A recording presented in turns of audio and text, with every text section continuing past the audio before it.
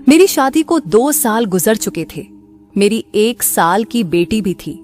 मैं अपने पति के साथ बहुत अच्छी जिंदगी गुजार रही थी। बस मुझ में ये कमी थी कि मैं बिल्कुल सादा रहती थी, बिना सजी धजी। जबकि मेरे पति को मेरी ये बात बहुत बुरी लगती थी। वह चाहते थे कि मैं हर वक्त नई नवेली दुल्हन की तरह तैयार होकर रहूं। एक दिन मैं बाजार से घर वापस आ रही थी। मैंने देखा मेरे पति एक लड़की के साथ गाड़ी में कहीं जा रहे थे। ये देखकर मैं हैरान रह गई कि आखिर वो लड़की कौन थी जो मेरे पति के साथ फ्रंट सीट पर बैठी थी और वो उनसे हंस हंसकर बातें कर रही थी, और मेरे पति ने भी उसका हाथ अपने हाथ में लिया हुआ था। क्या ये कोई रिश्तेदार या उनकी कोई पुरानी दोस्त थी? उस रात वो घर बहुत लेट आए और मैं उनके इंतजार में जागती रही। मैंने प्रदीप से देर से घर आने की वजह पूछी तो वो मुझ पर ही बरस पड़े। कहा कि तुमको मुझ पर पहरे देने की जरूरत नहीं है। खबरदार, जो आइंदा इस बारे में दोबारा तुमने मुझसे बात की, मेरी मर्जी में जब घर आऊं या जाऊं, तुम कौन होती हो मुझ पर पाबंदी लगाने वाली? प्रदीप से मैं 5 साल उम्र में छोटी थी। वैसे तो मेरी उनके साथ जिंदगी बहुत अच्छी गुजर रही थी, किसी चीज की कमी नहीं थी।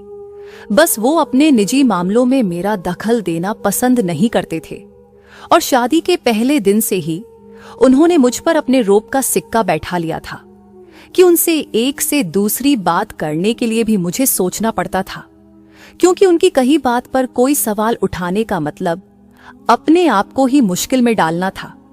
वो बहुत शातिर और बहुत ही तेज मिजाज के थे। अपने खिलाफ एक शब्द सुनना पसंद नहीं करते थे। वो रात मेरे लिए बहुत मुश्किल गुजरी थी, जो मैंने जाग कर गुजार दी। उसके बाद वो रोज रात को देर से ही घर आने लगे और मेरे लबों पर ताले लग गए। मेरी क्या मजाल जो मैं उनसे कुछ पूछ सकूं। पहले मुझे कहीं जाना होता था तो प्रदीप खुद गाड़ी में छोड़कर आते थे, मगर अब कहीं चलने को कहती तो वो मुझे टाल देते और जहां तक हो सकता मुझसे दूर रहने की कोशिश करते। अब तो ये हो रहा था कि एक ही घर में रहते हुए हम आपस में बहुत कम बात करते थे। एक दिन वो सुबह 4 बजे घर लौटे। रात भर जागने से मेरी आंखें लाल हो गई थी। हिम्मत करके प्रदीप को कह ही दिया कि अब अगर वो उस लड़की से मिले तो मैं पापा को बता दूंगी। उस दिन तो प्रदीप ने हद ही पार कर दी थी। पहले तो उन्होंने मना ही कर दिया था।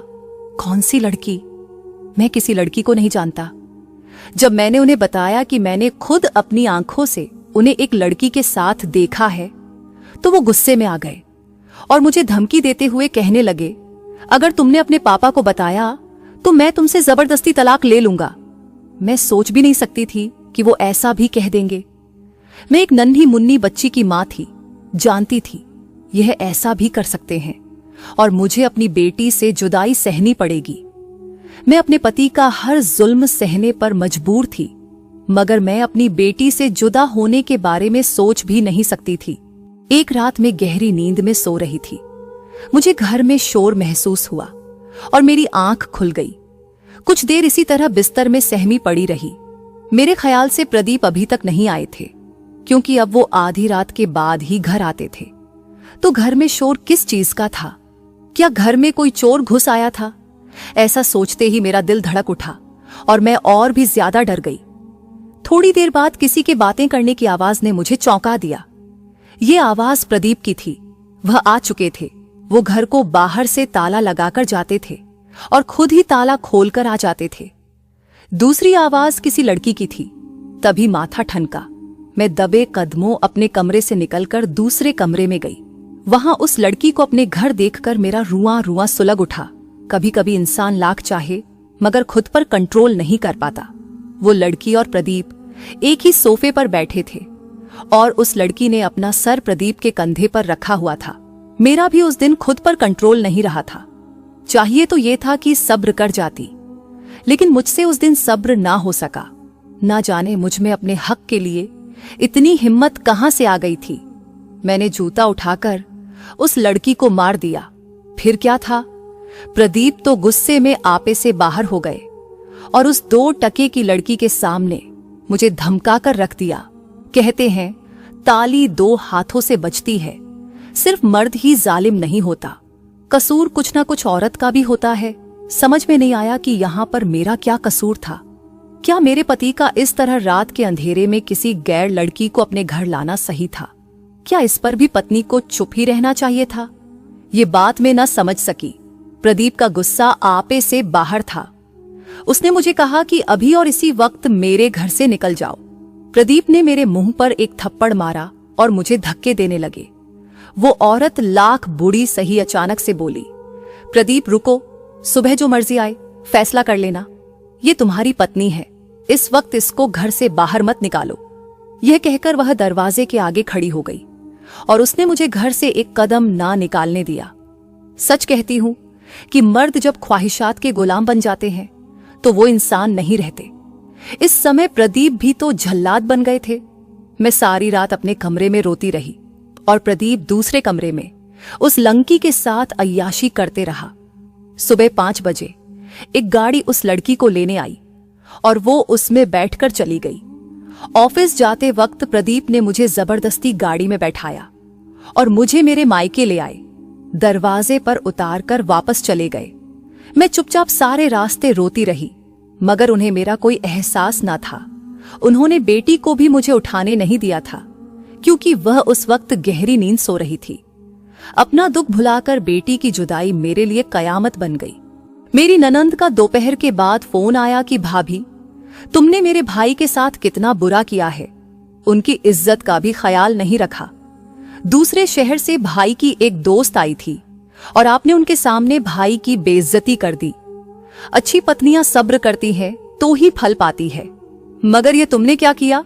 अब भुगतो। तुम्हारी बेटी मेरे पास प्रदीप भाई छोड़ गए हैं। सोचा तुम्हें तसल्ली दे दूं, और हां, इसे ले जाना, लेकिन अभी मत आना। फिलहाल थोड़ा सब्र करो। भाई का गुस्सा ठंडा होने दो। अगर तुमने ज्यादा हिम्मत दिखाई और एक कदम भी आगे बढ़ाया तो सच कहती हूं, वह तुमसे तलाक लेने पर तुले है।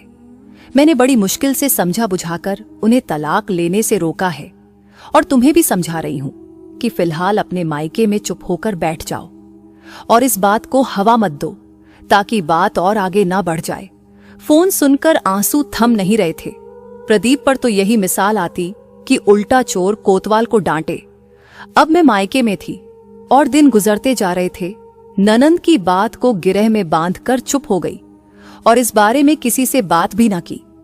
कहीं मेरे मम्मी पापा गुस्से में आकर कोई गलत कदम ना उठा ले और मेरी बेटी बिना वजह मां की जुदाई उम्र भर भुगतने पर मजबूर हो जाए। कब तक सब्र करती? वह तो मेरी बेटी को मुझसे मिलने तक नहीं देते। मैं अपनी बेटी को देखने के लिए तरस रही थी। मैंने सिर्फ यह बात मां और भाभी को बता रखी थी और उन्हें भी बाकी सबको बताने से मना कर दिया था। मां मुझे तड़पता देखकर भाभी को कहती थी कि तुमने उन लोगों की इतनी तारीफ की थी और ये तुम्हारे रिश्तेदार ऐसे बुरे निकले। हमने बेटी का रिश्ता तुमको देखकर और तुम्हारे कहने पर दिया था। अब तुम ही इस मामले को संभालो, वरना फिर हम भी बुरे बनकर दिखाएंगे। भाभी बेचारी क्या करती? वो खुद मेरी हालत देखकर रो पड़ती थी। आखिरकार उन्होंने सोचा कि किसी तरह उस लड़की का पता करना चाहिए। वह कौन है जिसकी वजह से प्रदीप ऐसा हो गया है? पति पत्नी जैसे पवित्र रिश्ते की भी उसकी नजरों में कोई अहमियत बाकी नहीं रही है। भाभी अपने मायके गई और अपने भाई के जिम्मे यह काम लगा दिया। उन लोगों ने पता किया तो पता चला कि प्रदीप के साथ जो लड़की है उसका नाम अनु है और वो एक कोठे वाली की बेटी है। मैंने भाभी को यह बात बता दी थी कि वो लड़की लाख बुरी सही, लेकिन उसने हमारी कहा सुनी के बीच रात के वक्त मुझे घर से बाहर नहीं निकलने दिया था, जबकि प्रदीप मुझे धक्के देकर निकाल रहे थे। इसका मतलब यह है कि उस लड़की के दिल में इंसानियत बाकी है।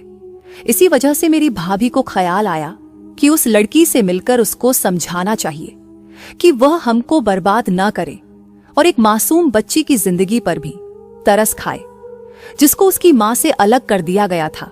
मगर उस लड़की से मिलना बहुत मुश्किल था, क्योंकि वह जिस जगह रहती थी वह ऐसी जगह थी जहां शरीफ मर्द तो जा सकते थे, लेकिन शरीफ घराने की औरतों के लिए ये एक बहुत ही गंदी जगह थी। वहां हमारे लिए कदम रखना जैसे कयामत को आवाज देना था। मेरी भाभी ने हिम्मत की और मेरी खातिर उस बदनाम जगह चली गई। वह अन्नू को समझाने और मेरी खुशियों की भीख मांगने गई थी। मेरे दर्द को देखकर उन्होंने जज्बात में यह कदम भी उठा लिया, बगैर सोचे कि वहां जाने के बाद उनकी अपनी जिंदगी पर क्या असर पड़ेगा। खैर, ये हिम्मत भाभी को महंगी पड़ी, क्योंकि अनु को तलाश करने के बाद भाभी ने उससे मेरी जिंदगी की भीख मांगी तो उसने सीधा सीधा कह दिया कि मुझे 10 लाख दो तो मैं प्रदीप की जान छोड़ दूंगी। भाभी ने उससे कहा कि हमारे पास तो इतने पैसे नहीं हैं, ऊपर वाले से डरो। वह मुस्कुराते हुए बोली, बहन जाओ अपना काम करो, मैं एक तवायफ हूं और तवायफ को सिर्फ पैसों से मतलब होता है, चाहे किसी की जिंदगी ही क्यों ना बर्बाद हो जाए। और यह कहकर वह हंसने लगी। इस बात पर उन दोनों की बहुत बहस हुई और वह नाकाम उठकर वापस आने लगी तो प्रदीप ने उन्हें अनु के घर से निकलते हुए देख लिया। प्रदीप तो वैसे ही मौके की तलाश में था कि हमको और तकलीफ पहुंचा सके। उन्होंने भाई के ऑफिस जाकर भाई से बात की और उनको बताया कि तुम्हारी पत्नी को कल उन्होंने वहां देखा, कि जहां उनको देखने का कोई सोच भी नहीं सकता। भला उस बाजार में उनका वहां क्या काम था? जरा उनसे घर जाकर पूछना, क्योंकि मैंने खुद उनको अपनी आंखों से वहां देखा है।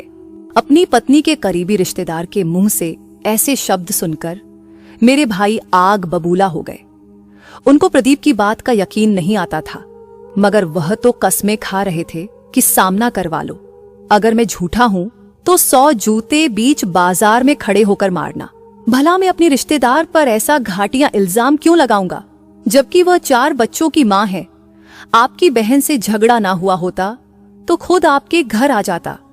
दीदी हमारे खानदान की इज्जत है, मगर वह आपके तो घर की इज्जत है। किस मुंह से यह बात आपके सिवा किसी दूसरे को बता सकता हूँ? भाई को उस पर मुझसे लड़कर मुझे मायके छोड़ने का गुस्सा जो था, वह उसकी यह सारी बातें सुनकर भूल गए और वह गुस्से की आग में सुलगते हुए घर आ गए। आते ही भाभी को कमरे में बुलाया और उनसे पूछा कि तुम वहां क्यों गई थी, जहां पर हम भी कदम रखना पसंद नहीं करते? तुम्हारा उस तवायफ से क्या संबंध है? हम मर्द भी दिन की रोशनी में उस मोहल्ले से गुजरते हुए भी शर्माते हैं। मुझे ये बात समझाओ। तो भाभी घबरा गई थी। पहले तो डर के मारे भाभी ने मना किया, लेकिन जब भाई ने ठीक जगह और वक्त तक बता दिया तो वह समझी कि शायद उन्होंने खुद अपनी आंखों से देख लिया है। भाभी ने भाई को कहा, हाँ गई थी मैं वहां, लेकिन किसी और काम की वजह से गई थी। उस काम की वजह से वहां जाना इतना ही जरूरी था तो मुझे कह देती। क्या मुझसे भी वह बात छुपाना चाहती थी? आखिर वहां के लोगों से तुम्हारा क्या संबंध है? मेरा वहां किसी से कोई संबंध नहीं है। मैं वहां एक अनु नाम की एक तवायफ से मिलने गई थी, जिसकी वजह से तुम्हारी बहन का घर खराब हो रहा है। वह लड़की प्रदीप के पीछे पड़ी हुई है और वह तुम्हारी बहन को तलाक दिलवाकर खुद प्रदीप से शादी करना चाहती है और प्रदीप भी उसके झूठे प्यार में फंस चुका है। इसीलिए उन्होंने तुम्हारी बहन यहां छोड़ रखी है। 3 महीने बीत चुके हैं, अब तक उसने घर वालों को यह बात क्यों नहीं बताई? तुम इतनी होशियार हो क्या, जो मुझे बताए बगैर ही उस तवायफ को समझाने उस बदनाम जगह पहुंच गई? ये बात मेरी अक्ल स्वीकार नहीं कर सकती। मामला कुछ और है। आपको शायद प्रदीप ने भड़का दिया है। आप अपनी बहन से पूछ लो, वह भी अब तुमको बचाने के लिए यही कह देगी जो तुम कह रही हो। प्रदीप को इस बारे में कुछ नहीं पता और वह मेरी बहन के साथ ऐसा करने के बाद मुझसे मिलने की हिम्मत ही नहीं कर सकता था। मैंने खुद तुमको वहां देखा है। भाई ने भी भाभी से झूठ बोल दिया। वह और भी डर गई और उनसे अपनी गलती की माफी मांगने लगी और कहा कि मैं तो बस उस लड़की को समझाकर प्रदीप से दूर करना चाहती थी, ताकि तुम्हारी बहन का घर दोबारा बस सके। भाई ये बात सुनकर और भी गुस्से में आ गए और पत्नी पर हाथ उठा दिया। कहा कि बेशक मेरी बहन का घर उजड़ जाता, मगर तुम्हें एक तवायफ के कोठे पर नहीं जाना चाहिए था। अगर प्रदीप मेरी बहन को तलाक देता है तो दे दे, लेकिन तुमको उस गलत जगह पर जाकर उस गंदी लड़की से मिलना और उसकी मिन्नतें करने की जरूरत नहीं थी। क्या तुमको नहीं पता कि ऐसी औरतों का तो काम ही किसी का घर उजाड़ना होता है? ये मोहब्बत और इज्जत के लिए नहीं, बल्कि माल दौलत समेटने के लिए जीती है। भाभी ने भाई से बहुत माफी मांगी, लेकिन मेरे भाई को तो उस पर इस कदर गुस्सा आ रहा था कि उस गुस्से की आंधी ने उनके दिमाग को खराब कर दिया। भाई ने गुस्से में उनको 2-4 थप्पड़ मार दिए और उन्हें घर से निकाल दिया। भाभी रोती हुई अपने मायके चली गई। बाद में उन्होंने मेरी भी खूब खबर ली कि तुम तो प्रदीप से झगड़े की कुछ और ही वजह बताती थी। अगर उस झगड़े की वजह कोई औरत है तो तुमने हमें क्यों नहीं बताया? आखिर इसकी क्या वजह थी? इसका मतलब है कि कसूर सिर्फ प्रदीप का नहीं बल्कि तुम्हारा भी है, जो तुम हमसे छुपाती रहती हो। कुछ दिनों के गुस्से के बाद भाई को पत्नी को यूं मारकर घर से निकालने पर बहुत पछतावा होने लगा था। उन्होंने गुस्से में यह क्या कर दिया? जो हो चुका था वह तो हो गया। अफसोस यह कि मैं तो उजड़ी ही थी। अपने से ज्यादा दुख इस बात पर था कि मेरी भाभी को बिना बात सजा मिल रही थी और उसका घर भी उजड़ गया। उधर मेरी बेटी मेरी ननंद के पास, तो इधर भाभी के बच्चे हमारे पास। भाभी को अगर मुझसे मोहब्बत थी तो मुझे भी उनसे कम मोहब्बत नहीं थी। मेरा चैन सुकून लुट गया। अभी कुछ ही दिन गुजरे थे कि प्रदीप और अनु गाड़ी में जा रहे थे कि गाड़ी की टक्कर एक ट्रक से हो गई। प्रदीप को भी चोटें लगी थी, मगर अनु की हालत बहुत नाजुक थी। उसे फौरन अस्पताल पहुंचाया गया। गाड़ी भी बिल्कुल तबाह हो गई थी। अनु के दोनों पांव और एक बाजू इस हादसे की वजह से टूट गए थे और सारे जिस्म पर चोट लगी थी और उसका बचना बहुत मुश्किल था। आखिरी वक्त में उसने प्रदीप से इतना कहा कि मुझे मेरे किए की सजा मिल चुकी है। मैं तुम्हारा घर बर्बाद करने चली थी और अपनी ही जिंदगी से हाथ धो बैठी। मेरा बचना तो अब बहुत मुश्किल है। अब ऊपर वाले के लिए मेरी वजह से अपनी पत्नी को तलाक मत दो। यही उसके आखिरी शब्द थे। उसके बाद वह दोबारा ना बोल सकी। अब प्रदीप को भी एहसास हो गया था कि उसने अपना घर तो बर्बाद किया ही था, मगर अपने घर के साथ किसी और का घर भी बर्बाद करने चला था, जिसकी सजा उसे मिल चुकी थी। इस किस्से के बाद वो सीधा अपने ससुराल गया। उस समय तक मेरे भाई भी अपनी पत्नी से माफी मांगकर उन्हें मनाकर वापस अपने घर में ले आए थे और प्रदीप ने मुझसे माफी मांगी और मुझे वापस घर चलने को कहा।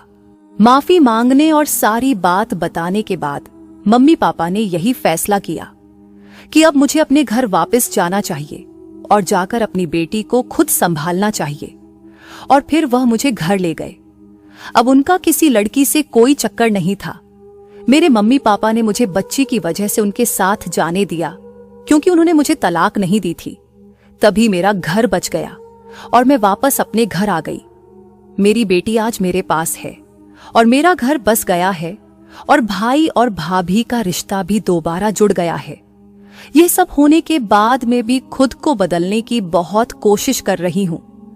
मैं खुद को वैसा बनाना चाहती हूं जैसे मेरे पति चाहते हैं, ताकि आइंदा कभी वह मुझे छोड़कर ना जाए। आज मेरे पति मेरी इस कोशिश से बहुत खुश हैं और हम एक हंसी खुशी जिंदगी गुजार रहे हैं।